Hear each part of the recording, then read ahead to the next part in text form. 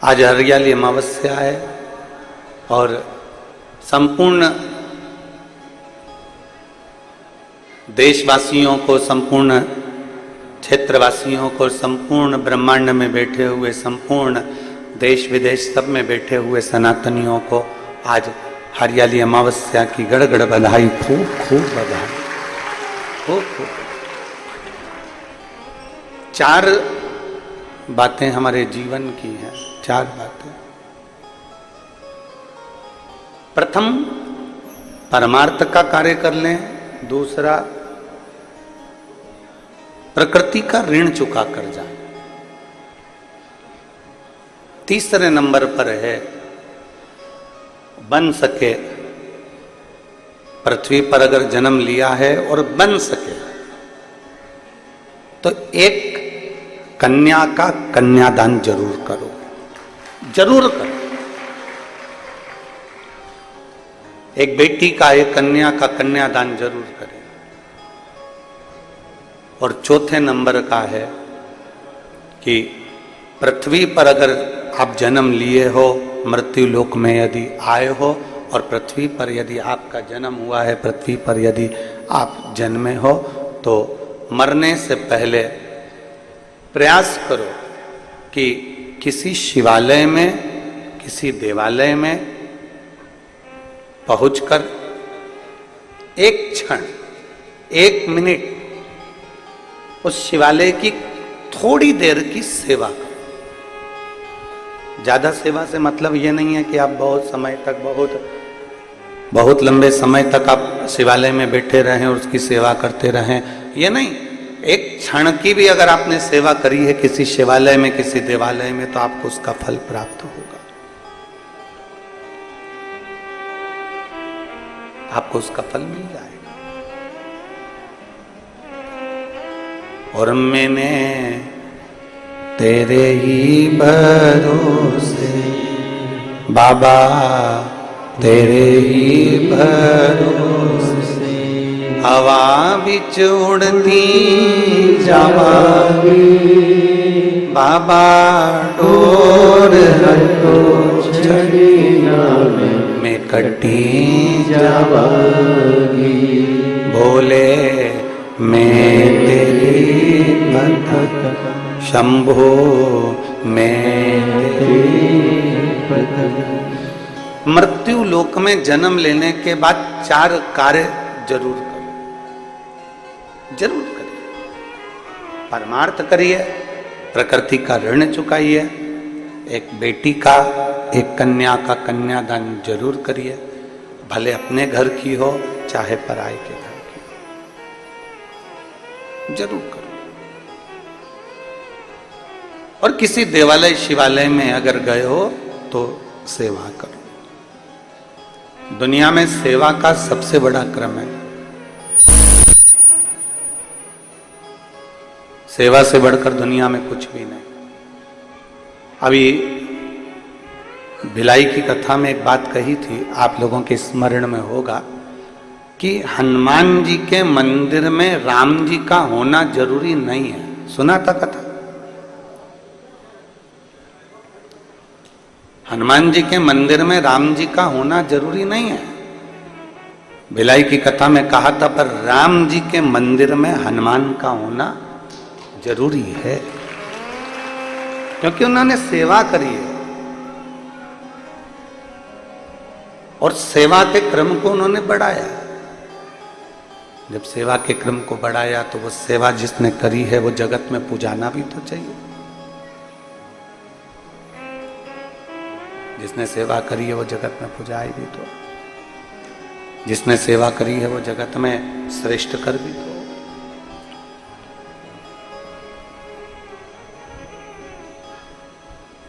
जितने भाव से कर सकते हो, जितने, आवाज सेट करिए, पूरी आवाज सेट नहीं हो रही है। जितने भाव से सेवा कर सकते हो, जितने भाव से आप सेवा का क्रम जोड़ सकते हो, उतने प्रेम से आप सेवा करिए, उतने प्रेम। और जितने प्रेम से सेवा के क्रम को आप बढ़ा सकते हो, करो। यहां तक शास्त्र कहता है कि आप कहीं नहीं जा सकते ना, आप किसी स्थान पर पहुंचकर सेवा नहीं कर सकते तो प्रयास करो, अपने घर में बुजुर्ग माता पिता हो, अपने घर में कोई वृद्ध हो, कोई बड़ा हो, कोई बुजुर्ग हो, कोई ऐसा व्यक्ति हो जिसको आपकी बहुत जरूरत है, तो उसकी भी सेवा मूल्य है, उसकी भी सेवा आप करिए उसकी सेवा। पर मत बुरे कर्म कर बंदे वरना पछताएगा, भगवान की आंखों से तू बच नहीं पाएगा, तू बच नहीं पाएगा।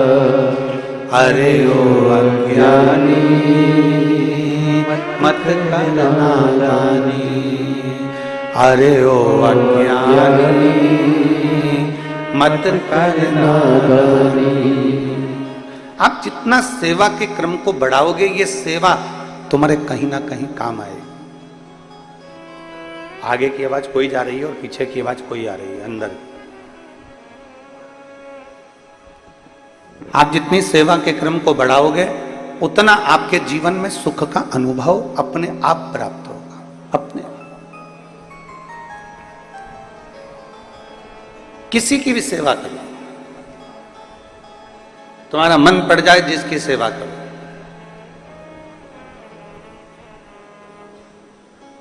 और याद रखना, सेवा करने के बाद में भूल जाना, बार बार जताना नहीं। सेवा करने के बाद हमें बार बार जताना नहीं है कि हमने तुम्हारी इतनी सेवा करी तो तुमने क्या फल दिया। एक कथा आती है शिव महापुराण में, बड़ी सुंदर कथा, स्मरण करिएगा। आज हरियाली अमावस्या है, ऑनलाइन आप सब शिव महापुराण की कथा श्रवण कर रहे हैं, तो दिल से सुनिएगा। माता पार्वती जी बैठकर तप साधना कर रही हैं। मां जगत जननी पार्वती जी बैठकर तप साधना में लीन है। डीले कम कर दो, हॉल है क्योंकि। माता पार्वती जी तप साधना में लीन है, अपनी तप साधना कर रही है और लगी अपनी तप साधना में, भगवान शंकर को राजी करने के लिए लगी, पंचाक्षर मंत्र का जाप करने के लिए। नमः शिवाय, ओम नमः शिवाय, नमः शिवाय, ओम नमः शिवाय, नमः शिवाय, ओम नमः शिवाय, नमः शिवाय, ओम नमः शिवाय। अपनी तप साधना में लीन है मां, अपनी तप साधना में लीन, किसी से मतलब नहीं उनको, और अपनी भक्ति में डूबी हुई। अब इतनी तप साधना माता पार्वती जी ने करी, इतनी तप साधना माता पार्वती जी ने करी कि पूरा 1 वर्ष नहीं, ना जाने कितने कितने वर्ष माता पार्वती जी तप साधना में लगी हुई, ना जाने कितने वर्ष।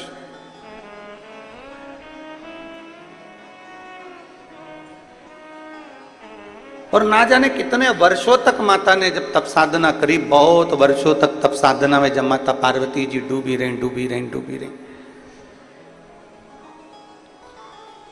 श्रावण का महीना आ गया,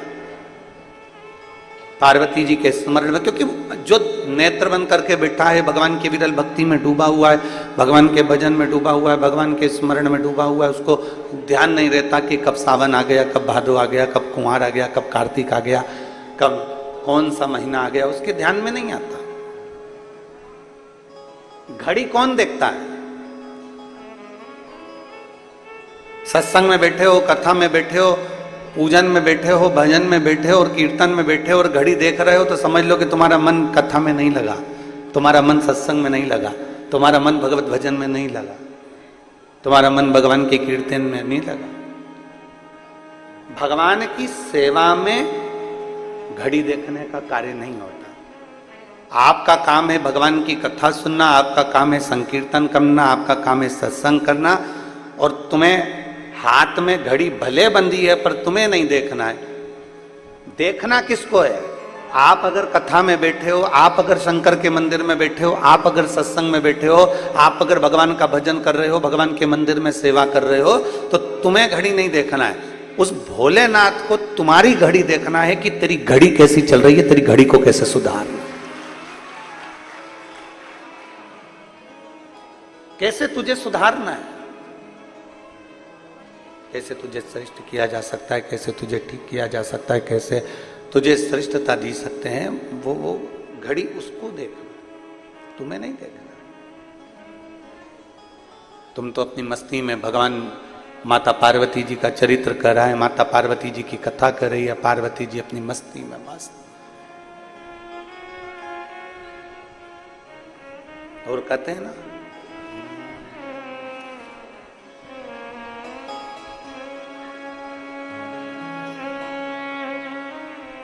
पता जब चला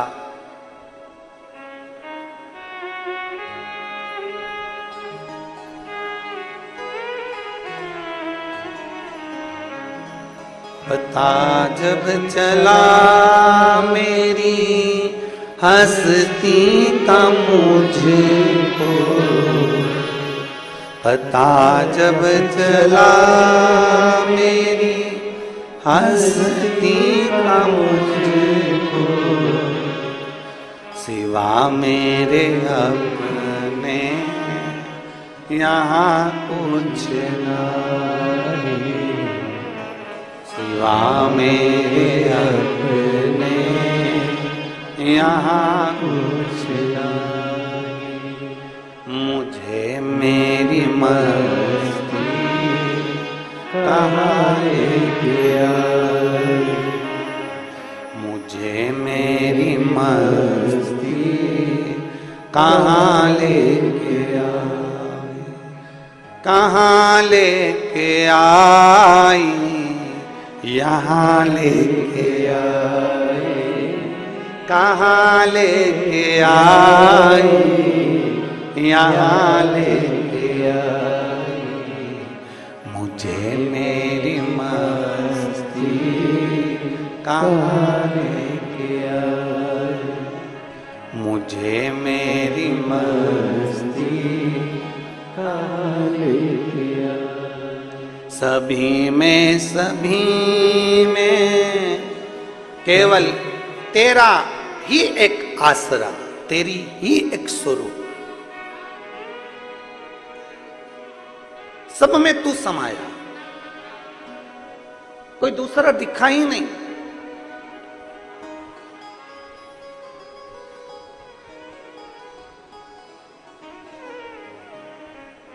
हम एक फोटो लाना भूल गए मोबाइल से, सीहोर ऑफिस में एक फोटो भेजा है, एक पुणे से भेजा है, एक विदिशा से भेजा है, एक फोटो बेंगलोर के पास में से भेजा गया कि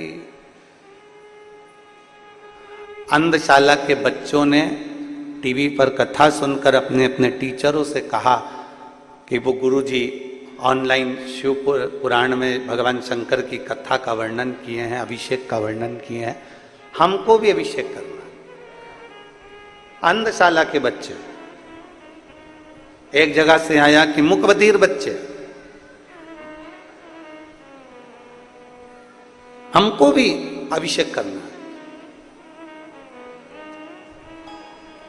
और वो टीचरों को मैं धन्यवाद देता हूं जिन्होंने अपने बच्चों के कहने पर शिवरात्रि के दिन ऑनलाइन सारे बच्चों को बिठाकर अंधशाला के उनको भी भगवान शंकर का अभिषेक करवाया। साधुता है।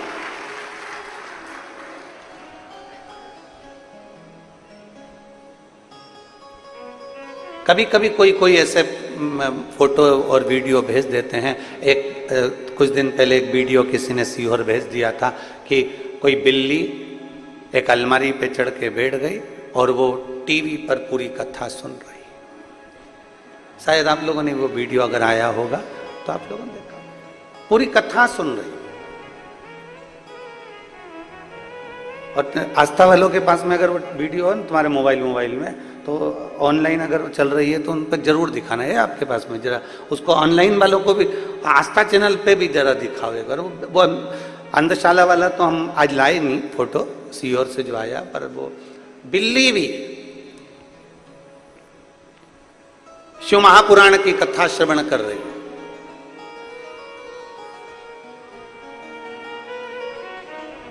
एक देहरादून से एक फोटो किसी ने भेजा वीडियो की, एक गाय और एक बैल, और रोज घर के टीवी चलती है और वो अंदर आकर कथा को श्रवण करते हैं। और ये गाय बैल का केवल एक जगह चरित्र नहीं, आपके यहाँ भी कभी कभी ऐसा योग बन जाता है कि कोई जीव आकर कथा में रम जाता है।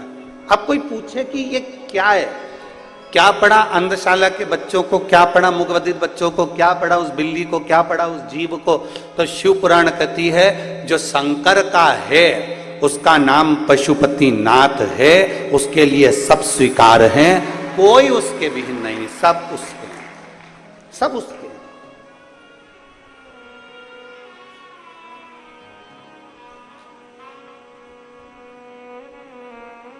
सब उसी के हैं। रुद्राष्टाध्यायी में आता है पृथ्वी, आकाश, वायु, सब हर जगह पर शिव समाया, प्रत्येक जगह पर। आप में भी शिव है।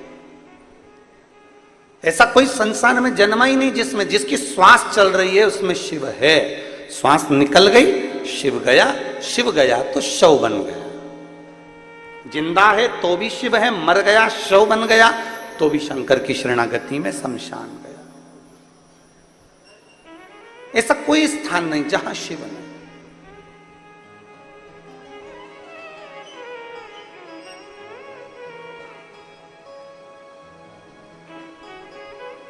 पता जब चला मेरी हस्ती का मुझको, पता जब चला मेरी हस्ती का मुझको, सिवा मेरे अपने यहाँ कुछ नहीं, सिवा मेरे अपने यहाँ कुछ नहीं। मुझे मेरी मस्ती कहाँ लेके आई, कहाँ लेके आई, यहाँ लेके आई, कहाँ लेके आई, यहाँ लेके आई। मुझे मेरी मस्ती कहाँ लेके आई, मुझे मेरी मस्ती कहाँ लेके आई। कहीं आपके भीतर ये इतने सारे शिव भक्त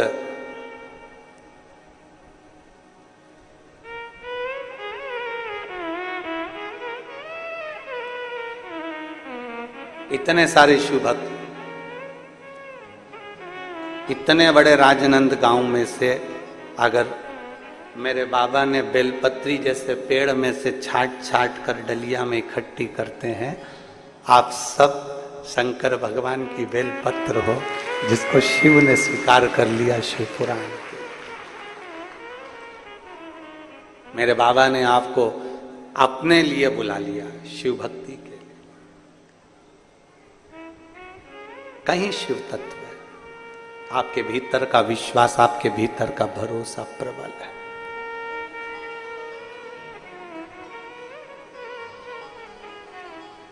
और आप ये आस लगा कर बैठना, आस किसी दूसरे से नहीं, संसार वालों से आस लगाओगे तो टूटेगी, पर मेरे भोलेनाथ से आस लगाओगे तो कभी नहीं टूटने वाली, वो झोली भर कर ही भेजेगी। आप ये आस लगा कर बैठो कि मेरा शिव तुम्हें खाली नहीं भेजने वाला, मेरा शंकर तुम्हें खाली नहीं रखने वाला। एक विश्वास के साथ तुमने उसको भजा, एक भरोसे के साथ तुमने शंकर को भजा है तो खाली नहीं रहेगा। पार्वती मैया तप साधना में लीन थी। उनको शुद्ध नहीं है कि कब सावन निकल रहा है, कब श्रावण का क्रम चल रहा है, उनकी शुद्धता में है ही नहीं। घड़ी वहां देखी जाए जहां समय ना कटे। दो व्यक्ति हैं, एक नौकरी करने वाला और एक दुकान करने वाला। नौकरी करने वाला व्यक्ति 5 बजे उसकी ड्यूटी खत्म होने वाली है, या सुबह 8 बजे ड्यूटी खत्म होने वाली है, या सुबह 10 बजे ड्यूटी खत्म होने वाली है, उसके 1 घंटे पहले वो घड़ी देखना चालू कर देता है, बैग समेटना चालू कर देता है, काम समेटना चालू कर देता है।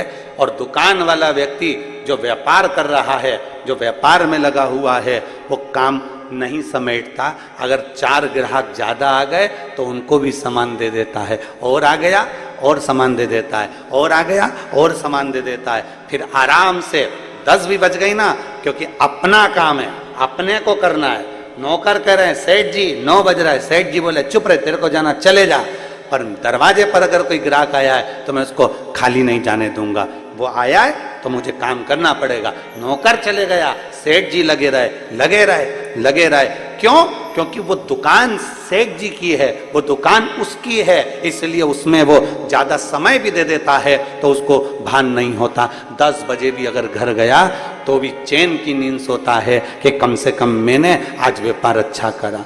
एक नौकरी वाला घड़ी बार बार देख रहा है, और एक दुकान वाला अपनी दुकान है तो घड़ी नहीं देख रहा। दोनों में अंतर है। एक व्यक्ति भगवान के मंदिर में जाता है, 25 बार घड़ी देखता है, मुझे जाना है, अब भी जाना है, जल्दी करना है, ऐसा करना है, वैसा करना है। और एक जो भगवान को अपना मान लेता है, पूर्ण विश्वास के साथ अपना मान लेता है कि मेरा शंकर है, 2-5 मिनट ऊपर भी हो जाएगा तो मेरा शिव स्वीकार कर लेगा, मेरा अपना है।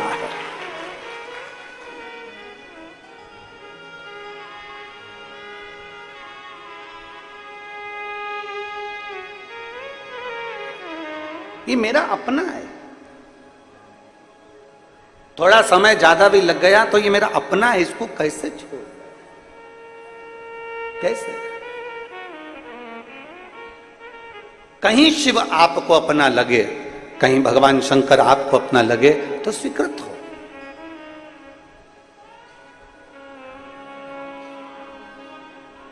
कैसे छोड़ दें? माता पार्वती जी अविरल भक्ति में डूबी हुई हैं।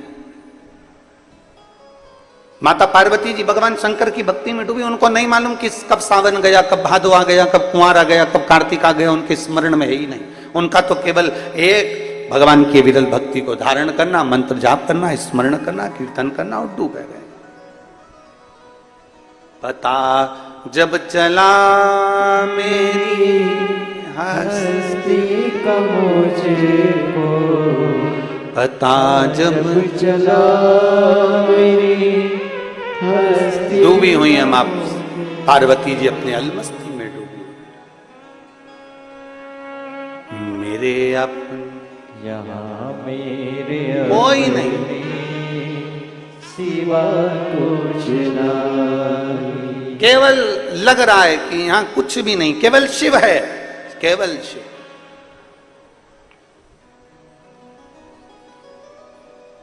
उसके सिवाय कुछ भी नहीं। एक माने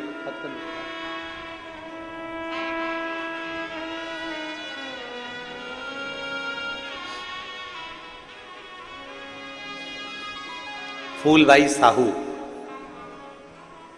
कहीं बैठी हैं। फूलबाई साहू, श्री शिवाय नमस्तुभ्यम। बच्चा आया है साथ, ले आओ ले आओ उसको ले आओ। मेरी शादी को 15 वर्ष हो चुके थे। आप स्वयं जानते हैं गुरुजी की 15 साल में ऐसा कोई डॉक्टर नहीं छोड़ा हमने, ऐसा कोई देवता का स्थान नहीं छोड़ा हमने जहां हमने गोद ना भरवाई, हमने नारियल नहीं झेला। ऐसा कोई डॉक्टर नहीं जिसका इलाज ना करवाया। टेस्ट बेबी भी हो, चाहे ऐसा कोई काम हो, जो हमने संतान के लिए सब कुछ कराया, पर औलाद का सुख 15 साल तक नहीं आया। 15 वर्ष तक औलाद का सुख नहीं आया। 15 साल जब औलाद का सुख नहीं आया, तब हमने किसी दूसरे के कहने पर शिव महापुराण की कथा को श्रवण करना प्रारंभ करा, और भगवान शिव की कृपा से बाबा की कृपा से सफेद आंकड़े की जड़ बेलपत्र के प्रयोग से 2022 में बाबा की ऐसी कृपा हो गई कि मेरे घर में संतान की प्राप्ति हो गई। एक शिव कृपा, एक शंकर की उदारता, भगवान शिव की करुणा, भगवान शिव की कृपा, उसकी दया, उसकी उदारता सहज नहीं होती है। 15 वर्ष के बाद भी अगर वो झोली भर रहा है, 15 वर्ष के बाद भी अगर वो औलाद दे रहा है, तो कहीं ना कहीं उसकी कृपा, आपके भीतर कुछ विश्वास, आपके भीतर कुछ भक्ति, आपके भीतर कुछ जागरूकता, आपके भीतर शंकर के प्रति दृढ़ता बड़ी हो, आपके भीतर शिव भक्ति बड़ी होगी।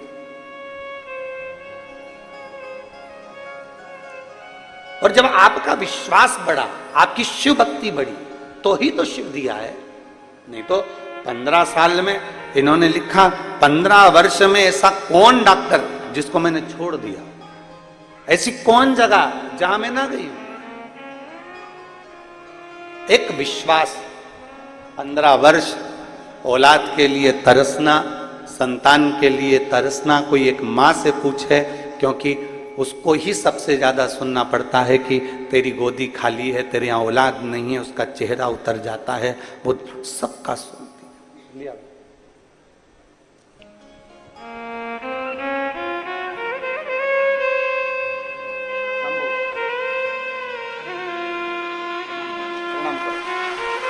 प्रणाम करो।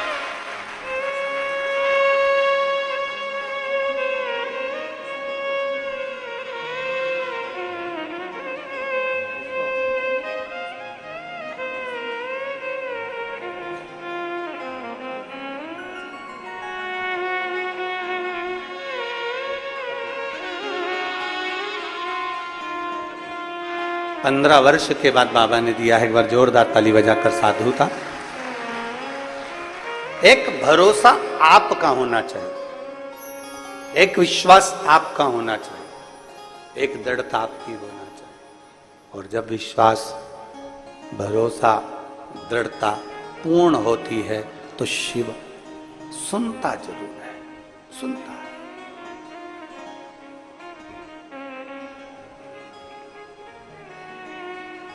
पार्वती मैया लगी तप साधना में ली। माता पार्वती जी जब तप साधना में लीन हो गई, सुध ना पड़ी, ध्यान नहीं आया। अभी आपको कथा में कहा कि 4 बातें अपने स्मरण में रहे, उसमें सबसे पहली बात कौन सी कही? जम के बोलो जरा, परमार्थ करना। कितना बड़ा क्रम है। माता पार्वती जी का चरित्र बता रहा है, मां पार्वती जी का संवाद बता रहा है कि माता पार्वती जी तप साधना में डूबी थी। तभी एक छोटा सा बच्चा रो रहा था और उसके पास में एक घड़ियाल, एक मगर उस बच्चे को पकड़ने के लिए जा रहा था। बच्चा चीख चीख कर रो रहा।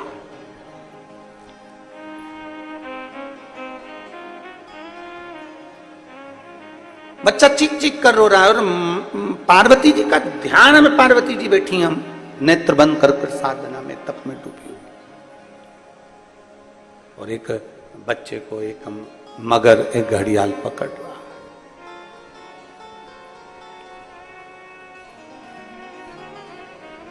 तब करते करते करते करते बच्चे के रोने की आवाज पार्वती जी के कानों में गई।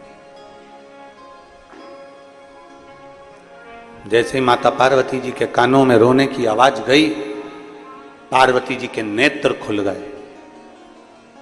अभी तक माता पार्वती जी के नेत्र नहीं खुले थे, तब साधना में लीन थी। अभी तक माता पार्वती जी के नेत्र नहीं खुले थे, अपनी भक्ति में लीन थी। पर एक बच्चे की आवाज सुनकर माता पार्वती के नेत्र खुल गए और भागी मां पार्वती देखने के लिए। हुआ क्या? कौन बच्चा? इस जंगल में, इस वन में, इस वीराने में कौन आ गया?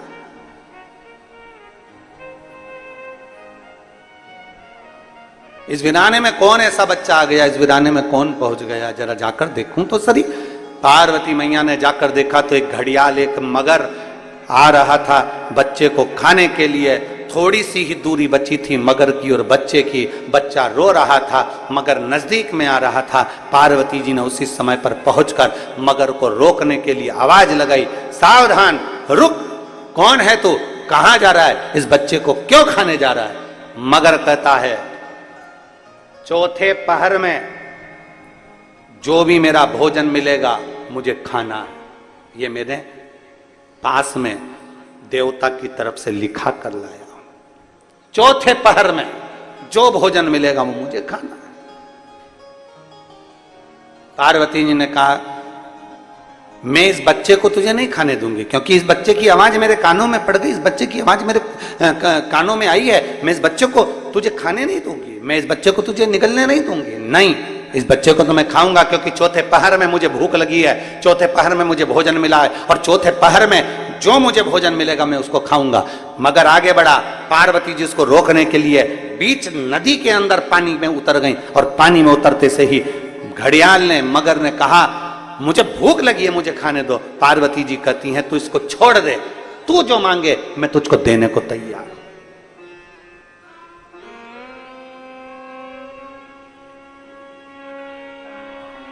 जो तू मांगेगा मैं तुझे दे दूंगी, पर तू इसको छोड़।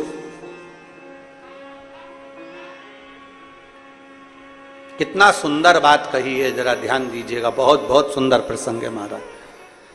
आप और हम, कई संसार के लोग जितने आस्था चैनल पर सुन रहे हैं, जितने फेसबुक पर सुन रहे हैं, और जितने इस पंडाल में सुन रहे हैं, करोड़ों की संख्या में शिव भक्त अपने अपने चैनल पर कथा को सुन रहे हैं, ऑनलाइन कथा श्रवण कर रहे हैं। उन सबसे कहना चाहूंगा, कई लोग, आप और हम में से कई लोग ऐसे हैं जो भगवान की भक्ति के नाम पर नेत्र बंद कर कर बैठ जाते हैं, आंख बंद कर कर बैठ जाते हैं, और ये सोचते हैं कि हमने तो जो हो रहा था वो देखा ही नहीं। शिव महापुराण की कथा कहती है, अगर तुम भजन कर रहे हो, तुम घर में सेवा कर रहे हो, तुम आराधना कर रहे हो, तुम पूजन कर रहे हो, तुम शंकर जी से लाड लड़ा रहे हो, तुम भगवान शंकर को जल चढ़ा रहे हो, तुम शिव की स्तुति कर रहे हो, और मालूम पड़े किसी व्यक्ति पर, उसी स्थान पर जहां तुम पूजन कर रहे हो, जहां तुम आराधना कर रहे हो, उस स्थान पर किसी व्यक्ति पर अगर कोई कष्ट दे रहा है, तो प्रथम फर्ज तुम्हारा बनता है कि पूजन से पहले परमार्थ का कार्य करना है। भैया थोड़ा रुकिए, भैया थोड़ा सावधान होइए, उसके पांव में चोट लग गई, भैया उसको हाथ में लग गई, भैया उसको ऐसा हो गया। पहले जल, संत तुकाराम जी महाराज का चरित्र कहता है, संत नामदेव जी महाराज का चरित्र कहता है, प्रयागराज से जल भरकर रामेश्वर को कावड़ चढ़ाने के लिए गए थे संत। और संत जब कावड़ चढ़ाने के लिए प्रयागराज से जल भरकर, त्रिवेणी का जल भरकर जब पहुंचे रामेश्वर धाम के लिए, तो बीच रास्ते में चलते चलते चलते चलते उनको एक गधा मूर्छा खाकर पड़ा हुआ मिला। गधा जमीन पर पड़ा हुआ मिला। तो संतों ने विचार करा, बाकी के संत भी साथ थे, कोई ने अपनी कावड़ का जल उस गधे को ना दिया, पर संतों ने, तुकाराम जी ने, नामदेव जी ने अपनी कावड़ का जल लिया और उस जल को गधे को पिला दिया। गधा उठकर बैठ गया। सारे संत कहने लगे, इतना दूर प्रयाग से जल भरकर चले थे, केवल थोड़ी ही दूर पर रामेश्वरम बचा था, कुछ दूर पर रामेश्वरम बचा था, और तुमने तुम्हारा जल गधे को दे दिया। संत तुकाराम नामदेव जी कहते हैं, जल जिसके लिए लेकर चले थे वो जल उसने यहीं स्वीकार कर लिया, उसमें क्या दिक्कत है, क्या दिक्कत है। तुझ में रब दिखता है यारा में क्या करूं। हर एक में परमात्मा नजर आए, हर एक में भगवान नजर आए, हर एक में परमात्मा का दीदार हो जाए, इससे बढ़कर सुख और क्या हो सकता है। गधे में उसने परमात्मा को, भगवान, संतों ने गधे में भगवान का दर्शन किया, तो भगवान उसी जगह पर जब जल चढ़ा दिया, और जल चढ़ाने के बाद जैसे ही संत चलने लगे, तो वो गधा अपने मनुष्य देह में आकर बोलता है कि तुमने मुझे कृतार्थ कर दिया, धन्य कर दिया।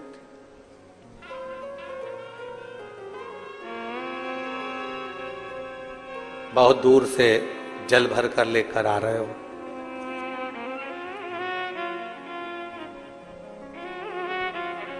बहुत दूर से जल लेकर आ रहे हो, और दूसरे को अगर कष्ट दे रहे हो, दूसरे को त्राण दे रहे हो, कष्ट दे रहे हो, परेशान कर रहे हो, किसी को कुछ कह रहे हो, तो ये श्रेष्ठता नहीं बन सकता, उसमें एक आनंद का अनुभव नहीं हो सकता।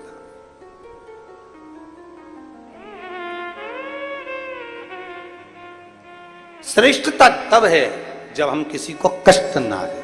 सर्वे भवन्तु सुखिनः, सब सुखी रहें, सब आनंद में रहें।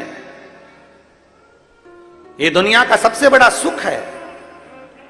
हम बैठे मंदिर में, हम बैठे भगवान शंकर के मंदिर में जल चढ़ा रहे हैं, पूजन कर रहे हैं, अभिषेक कर रहे हैं, अर्चना कर रहे हैं और नेत्र बंद कर बैठे हुए हैं और भगवान की अविरल भक्ति में बैठे हुए हैं, भगवान के भजन में बैठे हुए हैं। एक तरफ तो भगवान का भजन हो रहा है, दूसरी तरफ मालूम पड़े कि जीवन में कष्ट का अनुभव हो रहा है। क्या मतलब?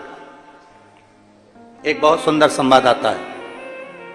एक पुजारी जी थे। वो पुजारी जी भगवान के मंदिर में पूजन करते थे और पूजन करते थे, बड़े दुखी बड़े थे, बहुत दुख था उनके जीवन में, ना काम ना धंधा, बच्चे भूखे रहते, पत्नी भी परेशान रहती, पूरा परिवार परेशान रहता। पुजारी जी भगवान शंकर के मंदिर में पूजन करते, अब बड़े दुखी, बड़े दुखी। अब पुजारी जी भगवान के मंदिर में पूजन करते, बच्चे भूखे रहते, पत्नी भूखी रहती, परिवार भूखा रहता, बड़े परेशानी में, कपड़े नहीं, लत्ते नहीं, आभूषण नहीं, जेवर नहीं, बड़े पुजारी जी दुखी रहते। एक दिन उसी मंदिर में एक संत आ गए। संत ने फटी हुई सी धोती थी, एक तन पर गमछा डला हुआ था, मस्तक पर चंदन लगा हुआ था, गले में रुद्राक्ष की माला थी, हाथ में रुद्राक्ष की माला थी और 12 तिलक लगे हुए थे। और संत ने आकर पुजारी जी से कहा, भैया जी मुझे भूख लग रही है, पुजारी जी कुछ खाने को दे दीजिए, मुझे भूख लग रही है, कुछ खाने को दे दीजिए। पुजारी जी ने कहा, बताओ कहां कहां के भिखारी आ जाते हैं, मांगने के लिए पूरा गांव पड़ा हुआ है, मांगने के लिए पूरा क्षेत्र पड़ा हुआ है, मंदिर में भी मांगने आ जाते हैं। पुजारी जी ने कहा, चल भाग यहां से। धक्का दे दिया पुजारी जी ने। वो संत उसी मंदिर के बाहर प्रांगण में, बाउंड्री के अंदर, वो संत अपने एक साधारण से भाव से पोंछ कर, झाड़ू लगाकर वहीं मिट्टी में सो गया। और सोया। पुजारी जी ने सोचा, कैसा अड़भंगा है, कैसा पागल है, मूर्ख है। और पुजारी जी ने फिर भगवान से कहना चालू करा, वाह रे भगवान वाह, तेरा भक्त दिन भर भूखा रहता है, मेरे बच्चे परेशान रहते हैं, मैं तकलीफ में रहता हूं, भगवान तू तो है भी कि नहीं है संसार में, तू है कि नहीं है संसार में। पुजारी जी दिन रात भगवान को कोसा करते और संत उसी बाउंड्री के अंदर पड़े रहते। संत का नियम था, जैसे ही संध्या होती, रात होने से पहले संत भगवान का भजन करने बैठ जाता और जैसे ही सुबह होती वैसे ही तान के खूब बढ़िया सोता, दिन भर सोता, रात भर भजन करता। अब पुजारी जी ने देखा कि इसको जब भी, अब पुजारी जी तो दिन में आते, पुजारी जी को क्या मालूम कि रात में कितना भजन करता। पुजारी जी दिन में आते, दिन में देखते तो वो तो बढ़िया चांद के सो रहा। पुजारी जी उसको दिन रात गाली देते, कैसा बताओ किस में का है, कैसा अकल नहीं है, ना जाने कहां से आ गया, कैसा अड़भंगा है, ये संत है, ये साधु है, ये तपस्वी है, देख लो भगवान। और ऐसे ऐसे संत ये पड़े हुए हैं। और खूब कोसे पुजारी जी, खूब कोसे। और फिर भगवान को भी कि तू मुझे तो भूखा मार दिया, भगवान तू तो मुझे कुछ खाने को ही नहीं देता, मेरा परिवार दुखी, ये दुखी वो दुखी। अब संत इतने रात को भजन करे, दिन में सोए, भगवान की ऐसी कृपा कि गांव के लोग भी आए ना तो संत को कोई मालपुआ देके चले जाए, कोई जलेबी देकर चले जाए, कोई पूड़ी देकर चले जाए, कोई कचौड़ी देकर चले जाए, और पुजारी जी को कोई कुछ नहीं देके जाए। अब तो पुजारी जी और आग बबूला, पुजारी जी और आग बबूला। पुजारी जी ने कहा, बताओ हम तो मंदिर में पूजन कर रहे भगवान, और सारी दुनिया का ठाट तो ये संत को मिल रहा, दिन भर सोता, रात भर न जाने क्या करता, और खाने को भी अच्छा अच्छा मिलता, और हम तुम्हारी पूजन करते और हमको कुछ नहीं मिलता। और थोड़े दिन निकले, बाबा भोलेनाथ जी को कहते कहते समय हो गया, तब भगवान शंकर ने एक पंडित का रूप लिया। पंडित का रूप लगकर भगवान भोलेनाथ तुरंत उस पुजारी जी के पास गए और पुजारी जी से कहा, पुजारी जी बहुत भूख लग रही है। इतनी देर में जैसी पंडित जी बोले भूख लग रही है, पुजारी जी बोले एक और भिखारी आ गया, एक और भिखारी आ गया मांगने के लिए। गांव पड़ा, नगर पड़ा, और मांगने के लिए मेरे पास आते, भाग यहां से, क्या दूं तुझको। इतने में पंडित जी बोले, पुजारी जी मुझे एक प्रश्न करना है, आप मुझे उत्तर दे देंगे, क्योंकि आप पुजारी हो, भगवान की सेवा करने वाले, मेरे को एक प्रश्न करना है। बोलो क्या प्रश्न करना है। मुझे प्रश्न ये करना है, क्या सुई की नोक के छेद में से ऊंट निकल सकता है। इतने में पुजारी जी बोले, तेरे जैसा मूर्ख ही निकाल सकता है, भगले यहां से, पागल हो गया है। सुई के छेद में से क्या ऊंट निकलेगा? निकल यहां से। धक्का दे दिया। पंडित जी आगे गए तो संत लेटे हुए थे, उनके पास जाकर कहा, संत जी आपसे एक प्रश्न करना है जो मैंने पुजारी जी से करा। बोलो क्या प्रश्न है? प्रश्न ये है, क्या सुई की छेद में से ऊंट निकल सकता है? इतने में संत उठकर बोले, अरे क्यों मूर्खों जैसी बात करता है, सुई के छेद में से ऊंट क्या पूरी सृष्टि निकल सकती है अगर महादेव चाहे तो। अगर महादेव चाहें तो एक छेद में से सृष्टि 50 बार निकलेगी और 50 बार इधर 50 बार उधर जा सकती है। अगर महादेव चाहें तो छेद में से भी सृष्टि को निकाल सकते हैं। बस इतने में तो पुजारी जी ने सुना कि संत ने कहा कि एक छेद में से सृष्टि भी निकल सकती है। पंडित जी ने पुजारी जी को बुलाया, देखो इसको विश्वास कहते हैं। तुम मंदिर में घंटी तो हिलाते हो, पूजन तो करते हो, पर मंदिर के भगवान के प्रति तुम्हारा विश्वास नहीं है। और ये संत बाहर पड़ा है, उसका विश्वास इतना प्रबल है कि वो जानता है कि छेद में से भी पृथ्वी निकालने का दम महादेव रखते हैं। अगर पृथ्वी को निकालने का दम रखते हैं, पृथ्वी को बार बार निकालने का दम रखते हैं, तो तेरे पेट भरने की जवाबदारी भी महादेव रखते हैं। पर कब? जब तेरा विश्वास प्रबल हो जाए, जब तेरा भरोसा प्रबल हो जाए। संत पड़ गया, उसको मालूम है भोजन देगा महादेव, खिलाएगा महादेव, रखेगा महादेव, और हम ये सोचते हैं कि हम पूजन कर रहे हैं, भगवान का श्रृंगार कर दिया हमने, भगवान का ये कर दिया हमने, भगवान का वो कर दिया हमने, तो इतना करा हमने, तो इतना करा। कई लोग ऐसे होते हैं, हमने तुम्हारी इतनी सेवा करी, तुमने हमको दिया ही क्या? तुमने फिर फल पाया क्या? तुमने विश्वास भरोसा भगवान के प्रति प्रबल रखो। जिस दिन भरोसा प्रबल होगा उस दिन शिव तत्व जरूर प्राप्त होगा, शंकर जरूर मिलेगा। एक पत्र है,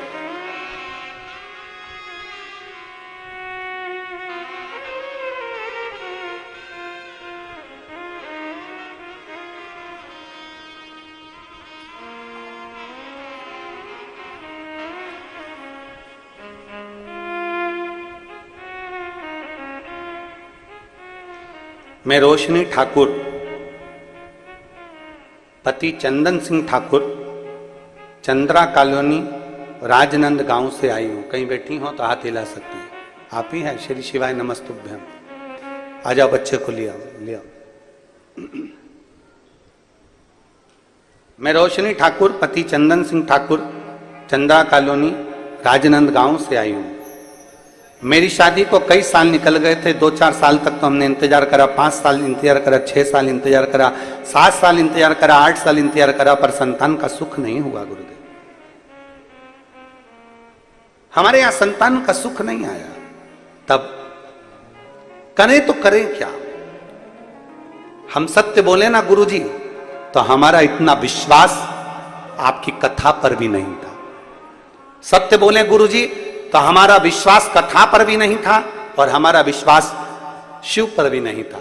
पर एक बार आपका कथा टीवी पर सुन ली और सुनने के बाद जो भरोसा आप कहते हो कि पूर्ण विश्वास के साथ अगर कोई कार्य करोगे तो भगवान उसको स्वीकार करेगा। अब हमने भी सोच लिया, डॉक्टर का बहुत इलाज करवा लिया, सारी दुनिया में हमने प्रणाम कर लिया, सब जगह से गोदी भरवा ली, औलाद नहीं हुई। अब विश्वास शिव पर करेंगे। अब देगा तो भोलेनाथ देगा, नहीं तो नहीं देगा। इतने साल भी तो नहीं दिया, देना नहीं देना उसकी मर्जी। हमने आपके कहने पर आसन लगाकर टीवी के सामने कथा सुनी, आंकड़े की जड़ का प्रयोग करा, तब भी मेरे घर में औलाद नहीं हुई। एक बार पशुपति व्रत करा, नहीं हुआ। 2 बार पशुपति व्रत करा, नहीं हुआ। 3 बार पशुपति व्रत करा, नहीं हुआ। तब मैंने सोच लिया कि हमने विचार कर लिया कि देगा तो शिव ही देगा। अब किसी के यहां नहीं जाऊंगी और ना किसी के यहां धोख लगाऊंगी। बस 5वीं बार पशुपति व्रत और 5वीं बार सफेद आंकड़े की जड़ का प्रयोग करा, तब जाकर मेरे बाबा ने 22/11/2023 को मेरे घर में संतान दी। मैं बाबा को यहां धन्यवाद देने के लिए। जब पूर्ण भरोसा, विश्वास नहीं है, वो लिख रही है अपने पत्र में, हम आपको पर भी भरोसा नहीं करते, शिव पर भी भरोसा। हमें भरोसा ही नहीं था, हमें विश्वास नहीं।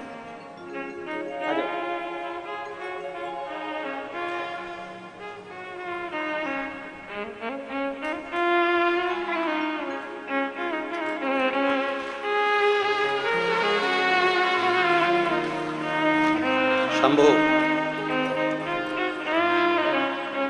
शंभु।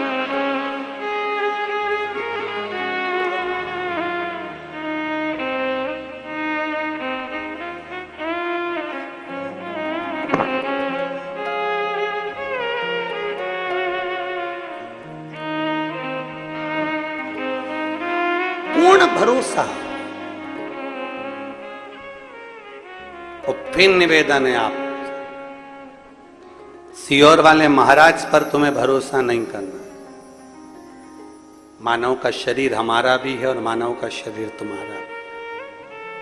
हम पर भरोसा नहीं, भरोसा करना शिव महापुराण पर, और भरोसा करना शंकर की कथा पर, और भरोसा करना तुम्हारे एक लोटे जल पर। तो तुम भरोसे के बल पर, विश्वास के बल पर अग्रण्य जरूर हो। इंसान पर भरोसा नहीं करना है। तुम भी मनुष्य हो, हम भी मनुष्य हैं।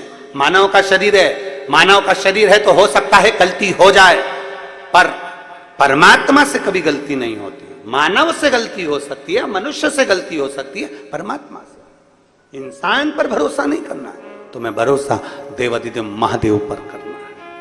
तुम्हें शिव, मेरे बाबा दया करना, मैं तेरे भरोसे। मेरे बाबा दया करना,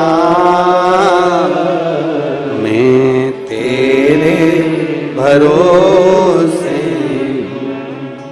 ना घर के भरोसे हूँ, ना परिवार के भरोसे हूँ,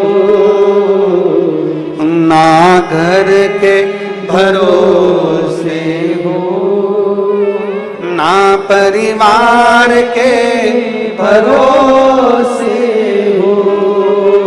मेरे बाबा दया करना, मैं तेरे भरोसे हूँ। भोले बाबा दया करना, मैं तेरे भरोसे हूँ। किसी पर भरोसा मत करो। आप किसी पर भरोसा करो और वह भरोसा तुम्हारा टूट जाए, उससे अच्छा है शिव पर भरोसा करो, शंकर की कथा पर भरोसा करो, शिव महापुराण पर भरोसा करो, शिव वाणी पर भरोसा करो, पर इंसान पर भरोसा नहीं। इंसान से ज्यादा ईश्वर पर भरोसा करने का प्रयास करो। मैं तुझे इस बच्चे को नहीं खाने दूंगी, पार्वती जी कह रही हैं, इस बच्चे को नहीं खाने दूंगी, तू छोड़ इसको छोड़ दे। नहीं, ये मेरा भोजन है, चौथे पहाड़ के अंतर्गत मुझे जो मिलेगा मैं उसको खाऊंगा। ये मेरा भोजन है और मैं नहीं, ये मेरा भोजन है, ये चौथे पहर में जो मुझे मिलेगा मैं उसको पाऊंगा।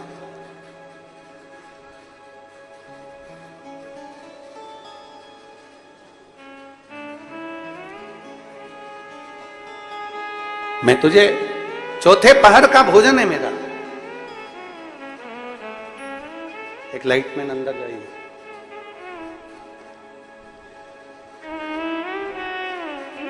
चौथे पहर का भोजन है ये मेरा, मैं नहीं दे सकता।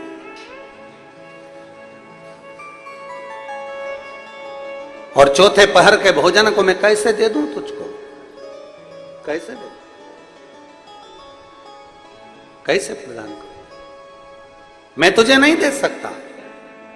पार्वती मैया ने तुरंत बारंबार कहा, माता पार्वती जी ने, मां पार्वती जी बारंबार कह रही हैं, नहीं, इस बच्चे को तो मैं तुझे नहीं खाने दूंगी, ये बच्चा मैं तुझे नहीं दे सकती। तो कुछ और मांग ले, तुझे क्या चाहिए? तू जो बोले मैं तुझे देने को तैयार। बोल तुझे क्या चाहिए? तू जो मांगेगा मैं तुझे देने को तैयार हूं, तू जो कहे मैं तुझे दे दूं, मांग तुझे क्या चाहिए। क्या दिया जाए तुझको, क्या प्रदान किया जाए तुझको, मांग ले तुझे क्या दूं, क्या दूं। मगर ने, घड़ियाल ने उसी समय, उसी पल, उसी घड़ी बोला, सुनो फिर जो मांगूंगा तुमको देना पड़ेगा इस बच्चे के लिए, मांग ले तुझे क्या चाहिए, दे दे, मांग ले देऊंगी तेरे। घड़ियाल ने कहा, मगर ने कहा, अगर देना चाहती हो तो बस इतना दे दो कि तुम्हारे श्रावण के महीने में, श्रावण के महीने में तुमने भूलवश भी अगर पार्थिव लिंग का निर्माण करा हो, और पार्थिव लिंग का निर्माण कर कर अगर एक बेलपत्र शंकर को समर्पित करी हो, तो वो बेलपत्र का फल मुझे दे दिया जाए। एक बेलपत्र का फल मुझे दो।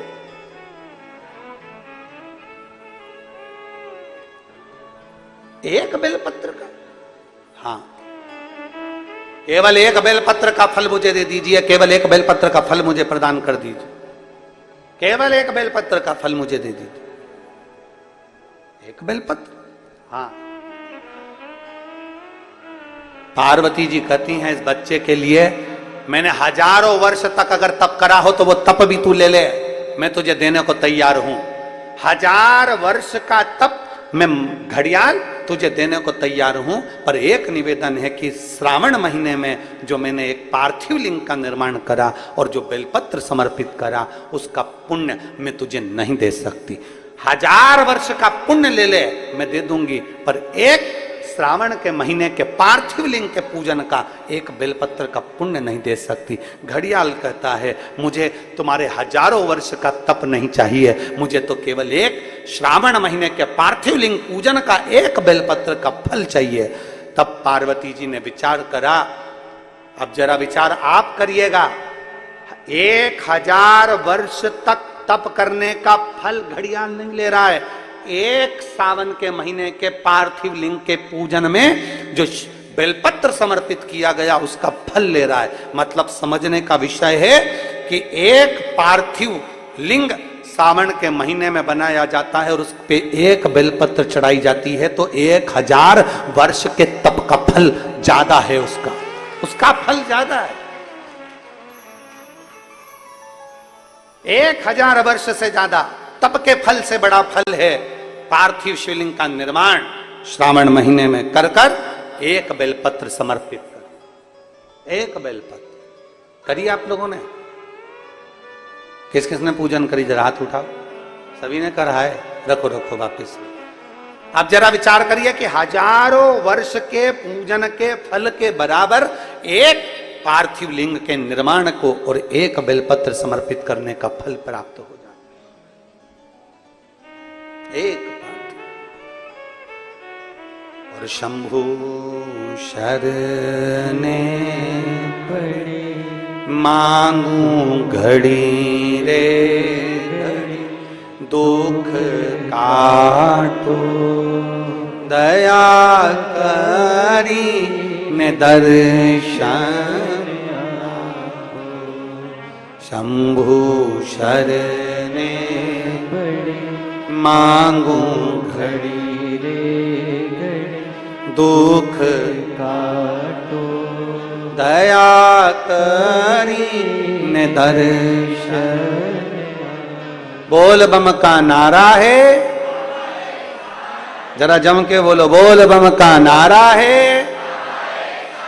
सारी समस्या का हल एक बेलपत्र में वो बल हो जाता है पार्थिव लिंग पूजन के श्रावण महीने के। हमसे लोग कहते हैं क्या पड़ी तुमको सावन महीने में शिवलिंग का निर्माण करवाना, पूजन करवाना, ऑनलाइन करवाना, क्यों? हम कहते हैं भूलवश भी अगर कोई अपने घर में सावन के महीने में पार्थिव लिंग का निर्माण कर लेता है, पूजन कर लेता भूलवश भी, और एक बेलपत्र समर्पित कर देता है, उसको हजारों हजारों वर्ष का पुण्य फल तप का तो वैसे ही प्राप्त होगा।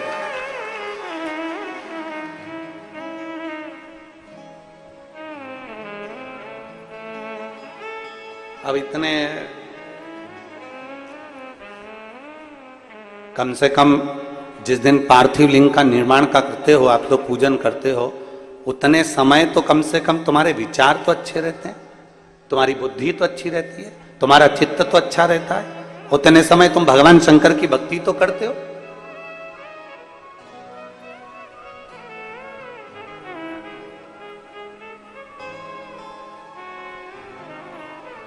तुम्हारे पास में उस समय पर भक्ति तो अविरल रहती है, भजन का बल तो तुम्हारे पास में रहता है।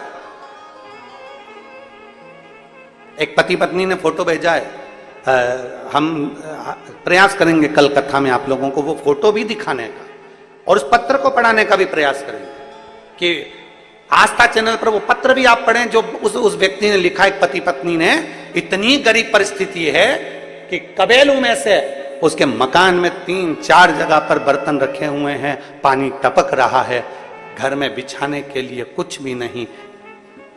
3 बच्चों को लेकर दोनों पति पत्नी इतने दीन से, और इतने दीन से कि वो अपने घर में शंकर जी के पार्थिव लिंग का पूजन कर रहा है। पार्थिव लिंग का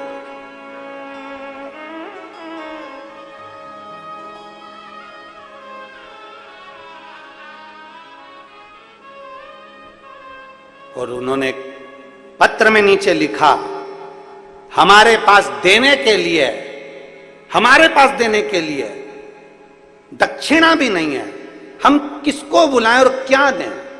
हमने केवल एक पत्र में उसको एक मैसेज में सीओर से सूचना करी कि आपके पास में कुछ नहीं है देने के लिए, आप भगवान की भक्ति करो, ऑनलाइन पूजन का स्मरण करो, तुम्हारे बेलपत्र। वो कहते हैं मेरे पास में भोग लगाने के लिए मिठाई भी नहीं है, मेरे पास चढ़ाने के लिए फल भी नहीं है।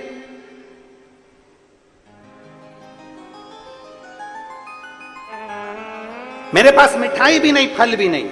हमने उसको कहलवाया, फल नहीं है कोई बात नहीं, चावल का एक दाना तो है, शंकर जी को समर्पित करना, शिव समझेंगे कि तूने फल चढ़ा लिया।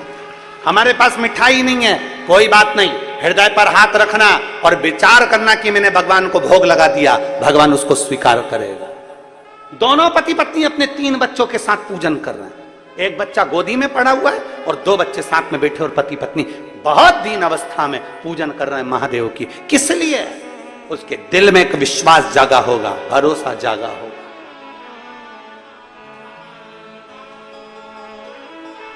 कि कोई जल्दी बनता है, कोई लेट बनता है, पर शंकर को जल चढ़ाने वाला एक दिन सेठ जरूर बनता है। उसके दिल में विश्वास जागृत हुआ होगा, उसके हृदय में भरोसा जागृत हुआ होगा कि मेरे पास देने के लिए कुछ नहीं है, पर मैं महादेव की पूजन करूंगा, शंकर का पार्थिव लिंग का निर्माण करूंगा, पूजन करूंगा, आराधना करूंगा। बेलपत्र चढ़ा दिया, धतूरा चढ़ा दिया, फूल चढ़ा दिया, जो मिल गया भगवान शंकर को समर्पित कर दिया। उसने दिल से पूजन करी। और हम कहते हैं दिल से पूजन अगर करी है तो शिव स्वीकार जरूर करता है और भगवान झोली जरूर भरता है। हृदय से करिए, दिल से।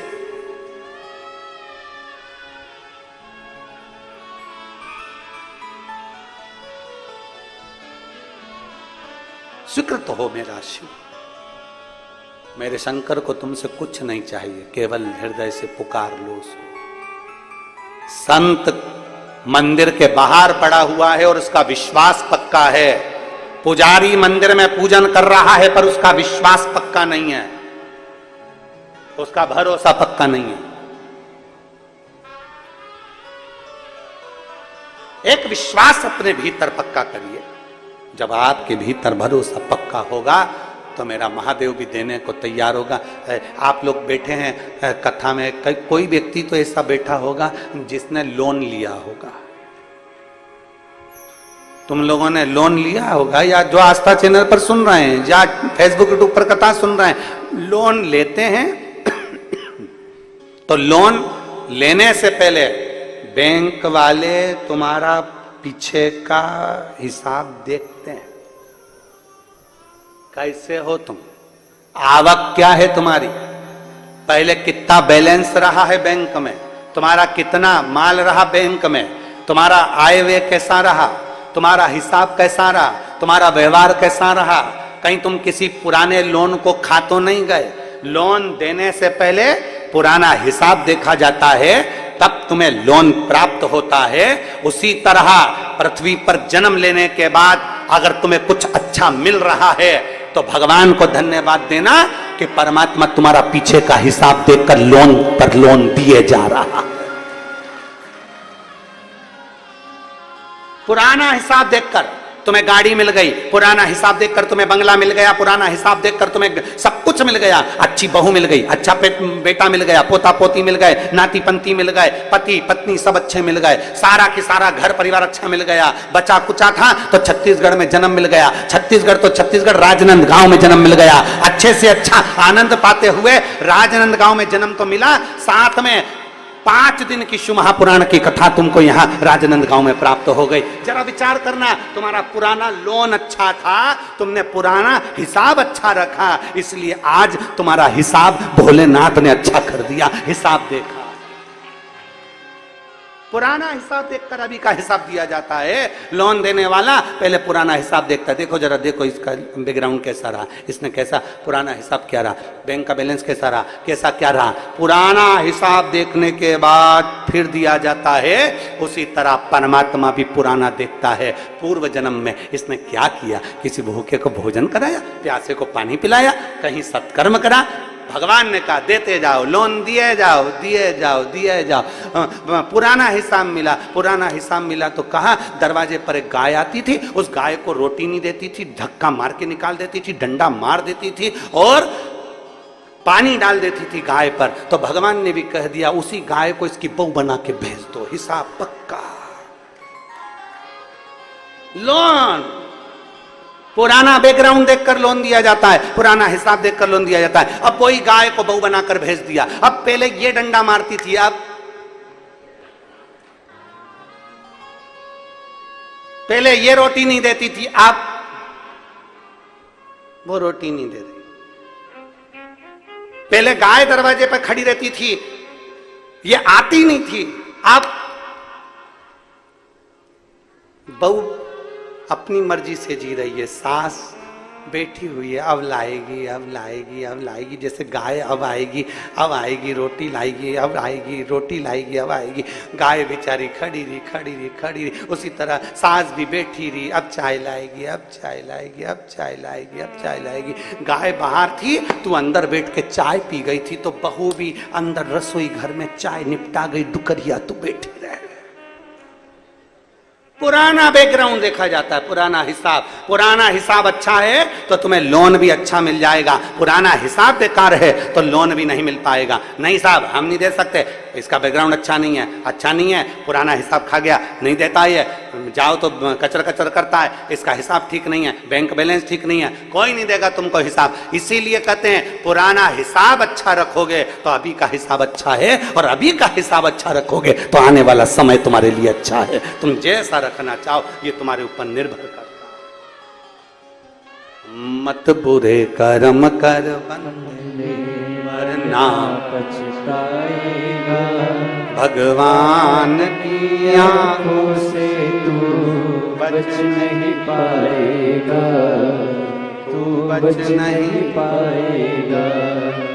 अरे ओ अज्ञानी मत करना नादानी, अरे ओ अज्ञानी मत करना नादानी। तेरे कर्म का फल भी तू ही पाएगा, जैसा किया तूने तेरे आगे आएगा। मत बुरे कर्म कर बंदे वरना पछताएगा, भगवान की आंखों से तू बच नहीं पाएगा, तू बच नहीं पाएगा। अपना पुराना देखा जाएगा। तुमने किसी भूखे को भोजन कराया, तुमने किसी प्यासे को पानी पिलाया, तुमने किसी को कुछ दिया है, तुमने कुछ भजन किया है तो तुम्हें मिलता रहेगा। लोन देने वाला पुराना हिसाब देखता है, परमात्मा देने से पहले भी पुराना हिसाब देखता है।